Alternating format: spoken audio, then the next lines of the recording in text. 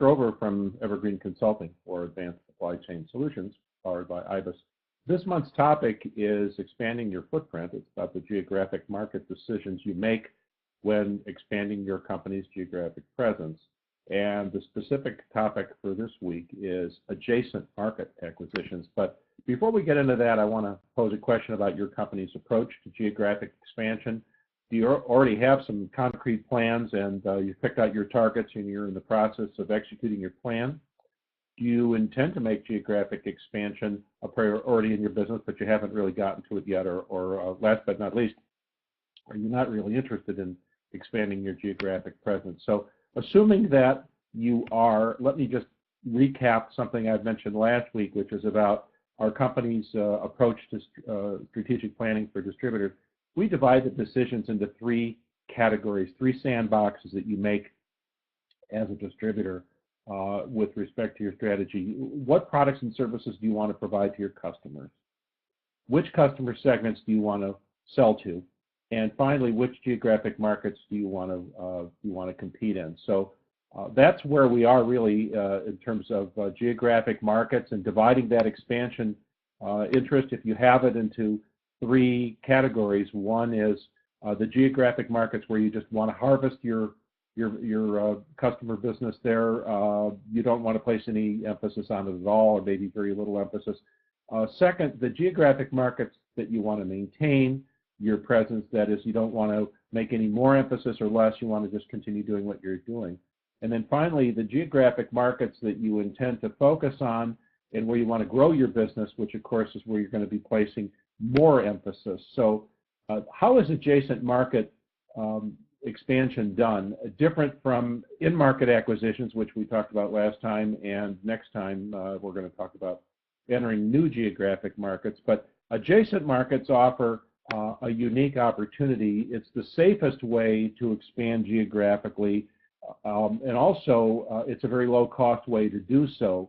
It's a great way to obtain new customers, but interestingly, you also will be able to strengthen your relationship with some existing customers who do buy from you, even though you're a bit perhaps out of their way. So it's bringing more business to the company in a couple of ways, but there are challenges naturally. One is you can't count on the support of your suppliers, even if you're expanding into a nearby market, because you may be running into a conflict with existing relationships with distributors from other markets who serve that same geography. So you do have to work that out with your suppliers in advance. You cannot take it for granted.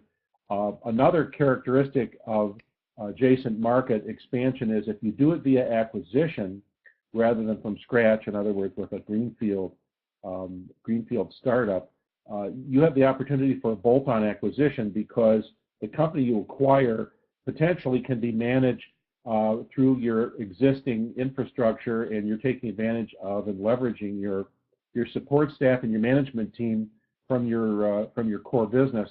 And also, in the case of adjacent market expansion, it's possible to ramp up by putting salespeople out there before you build a location or acquire a location, and also the opportunity to establish delivery routes into that area, even at some extra cost, while you build up your business in the area, the adjacent area in which you care to expand.